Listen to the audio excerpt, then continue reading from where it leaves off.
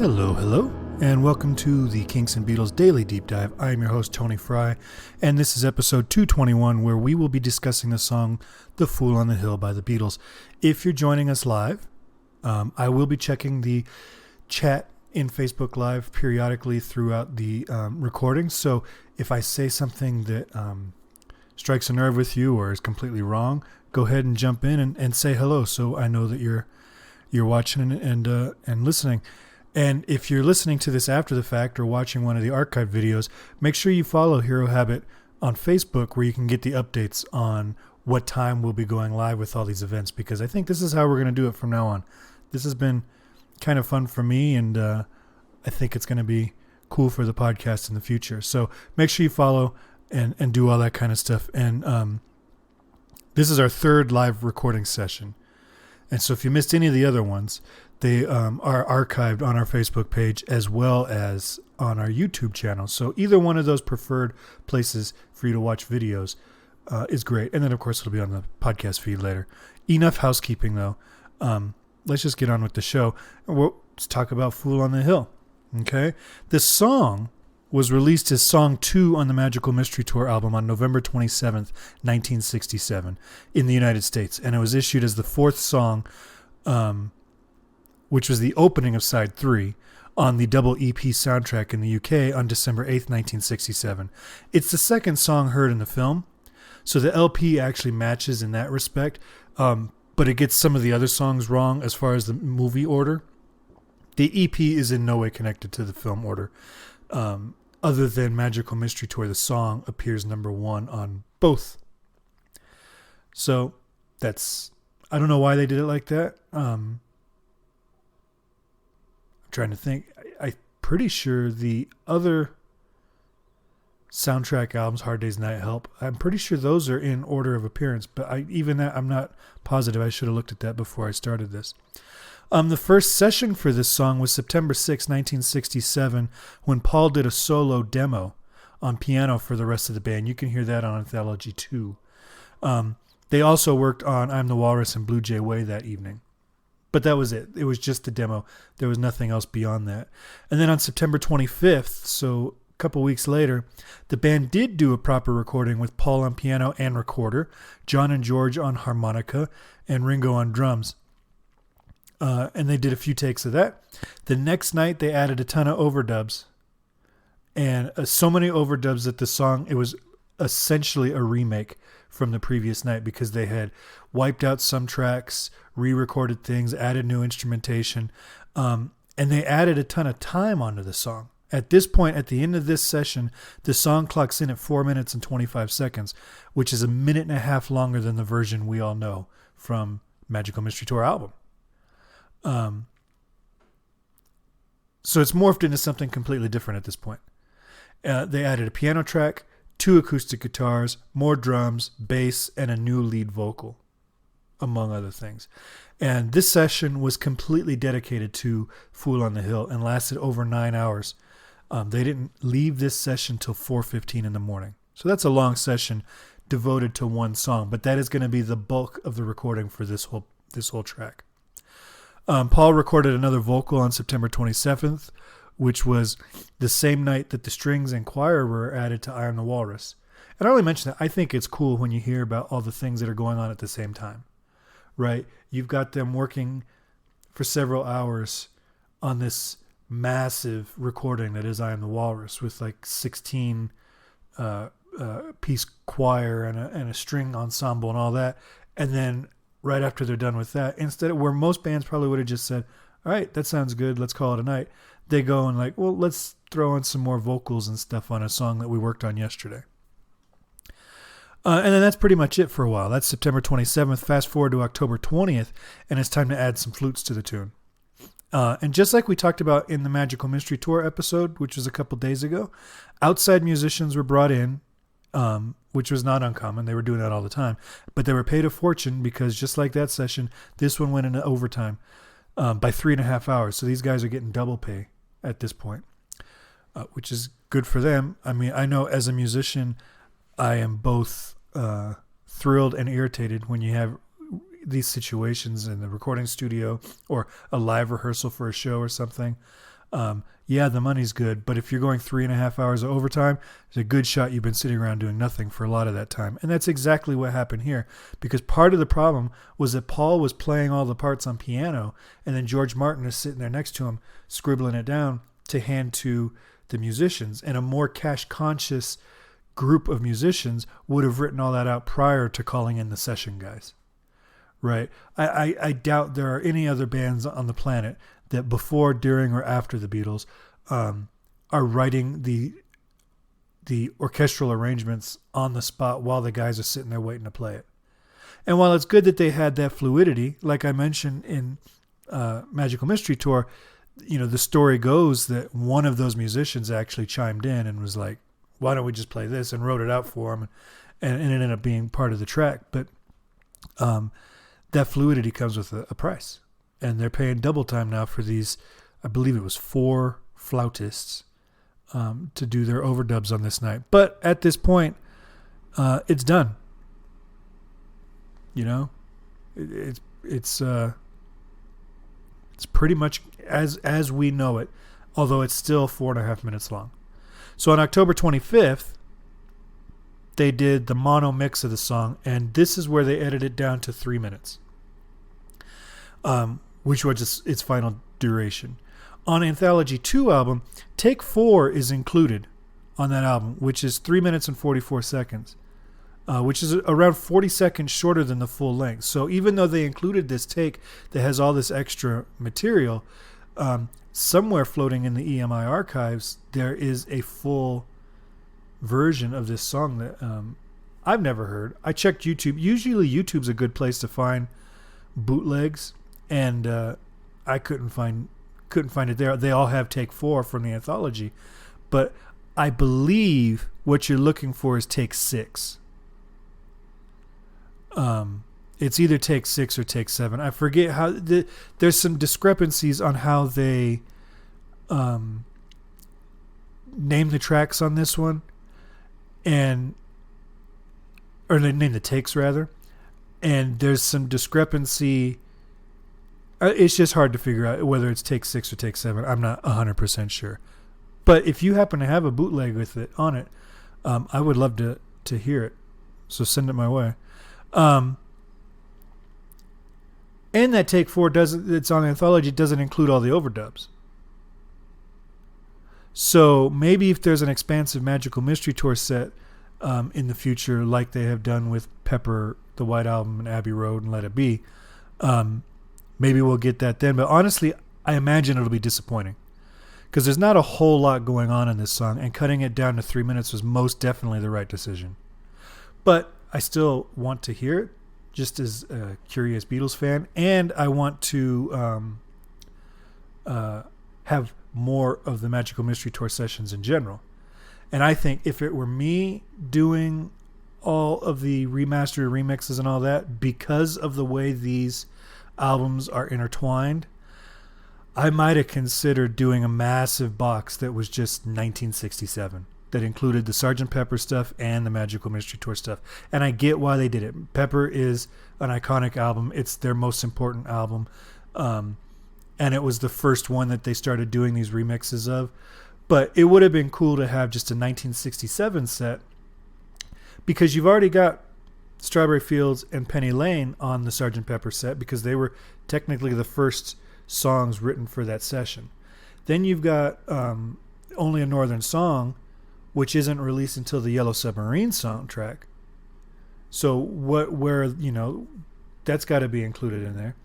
And then, like I mentioned before, Magical Mystery Tour, that recording session starts like 4 days after the last Pepper session. So they're so intertwined.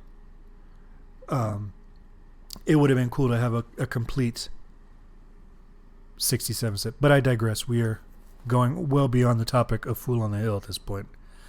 John Lennon once said of the song, "Now that's Paul. Another good lyric. Shows he's capable of writing complete songs," which is a backhanded compliment if I've ever heard one.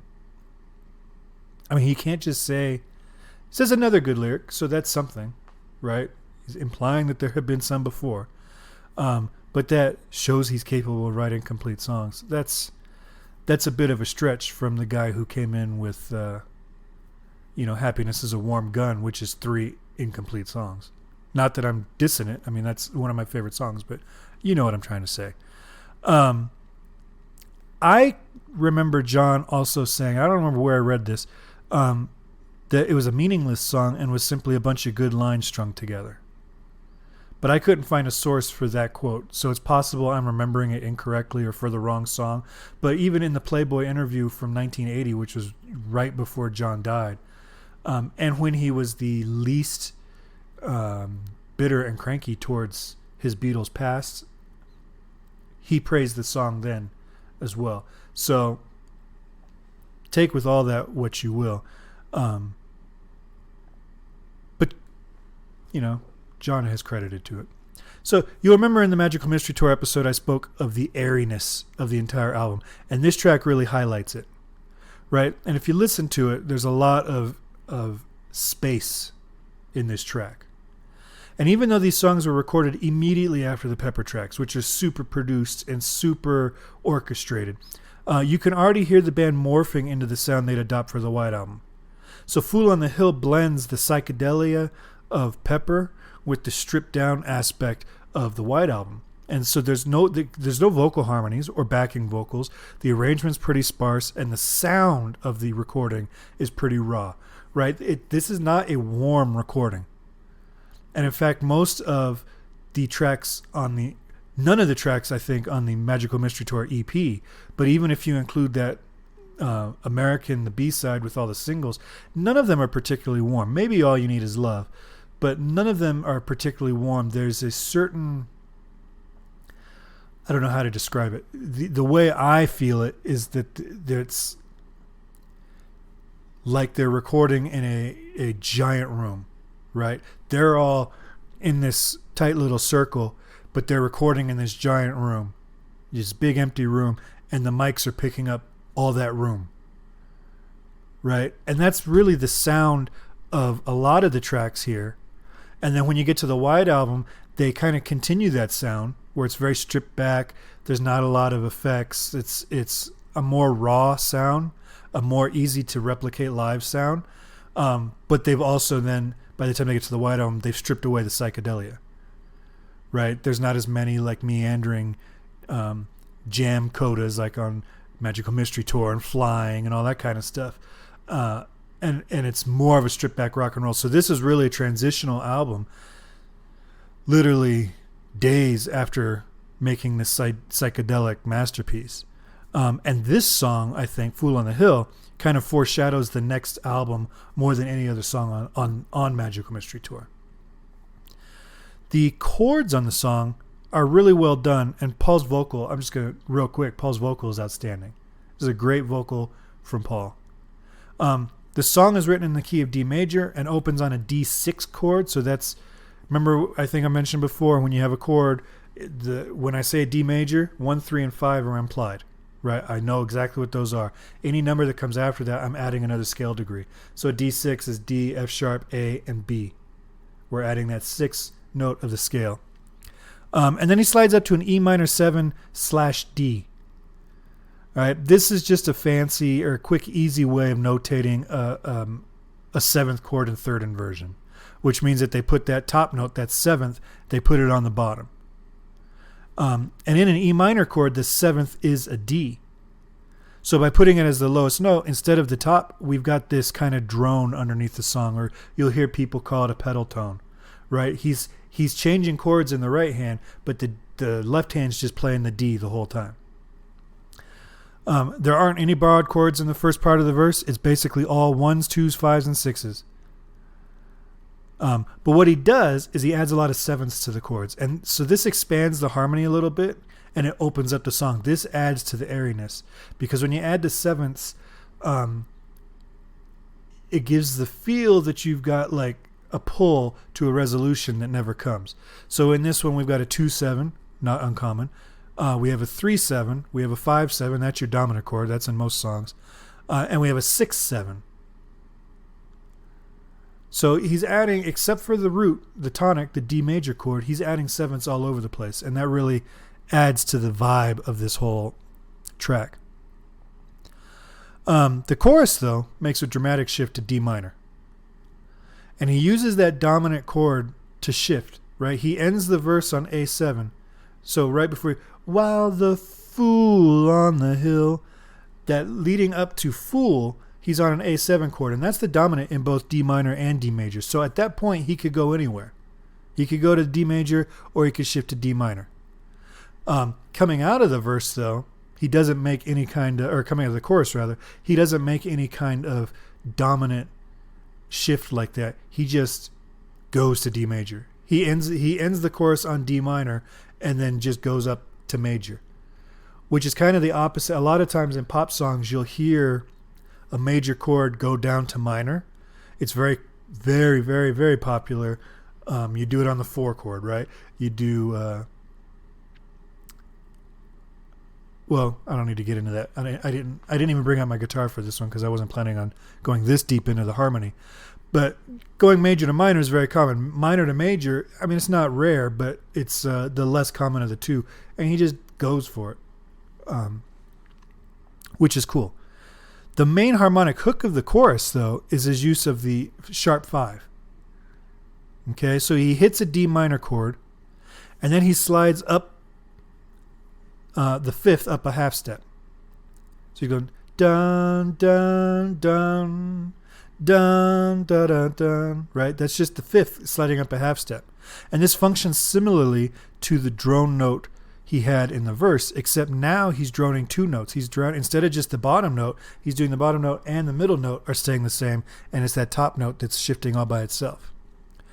And this really works really well, and it adds a dark color to the chorus, as if the dark, switching to minor wasn't dark enough. Adding that augmented 5th makes it even a little bit more spooky and all that, and it's really grabs your ear. But I think it's also why this song seems to drag in the extended edits. If you spend too much time on that D, the ear gets bored. Right? In fact, by my count, a D appears as part of the chord in 88% of the measures of this song. That's a lot. Right? That's a long time to have that one note digging into your head.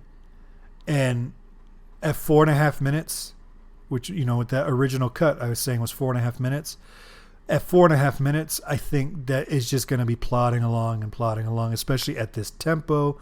And there's really not that much you can do with it. There's no bridge or anything. So it's a lot. I think if you're going to have this song go 4.5 minutes, you got to write a C section to really break us out of that tonality a little bit. That's about all I've got for this track. It's not my favorite track on this album, and it's certainly not my favorite by the band. This is probably when I pop in Magical Mystery Tour, which I do. I revisit that one a lot. This is probably the one I skip the most often. But they obviously thought it was good enough because it made the movie and it made their greatest hits album, the Blue Album, in 1973. So, I mean, they liked it. And they basically did it in 2 nights, which is pretty incredible. I'm going to swing by the comments if you are in the live chat now. We've got Roland here. According to Paul's latest book, The Lyrics, he admits the song is about the Maharishi, but not in a bad way. He compares the Maharishi to the truth-telling fool in King Lear. I have read that he's made that Maharishi claim before. And he actually says that in those days, a lot of people called him a fool. He attributed it to a squeaky voice. And if you've ever heard the Maharishi talk, it is a voice that you wouldn't expect to come out of that face. But I have heard that before. There is a bootleg called Magical Mystery Demos. I have it somewhere and we'll dig it up. Well, thank you very much. I hope it has the full 4.5 minute cut of this song. So that's it for me. If you have any comments about this song, go ahead and send them to me at kinksandbeats@herohabit.com, or you can call me and leave a voicemail, 925-494-1739. And of course, you can find me on all the social medias, where I have a Facebook group, there's a Twitter page, there's a subreddit, there's TikTok, There's the YouTube channel where all these will be archived. And of course, if you follow us on Facebook at Hero Habit, you'll get updates on when the recording sessions will take place. Thank you for everyone that watched live. Thank you for Roland for chiming in on the chat. You are our first live chatter since we've changed the format here. And I hope you will all come back and listen to our next episode. Take care. Have a great day. Stay safe.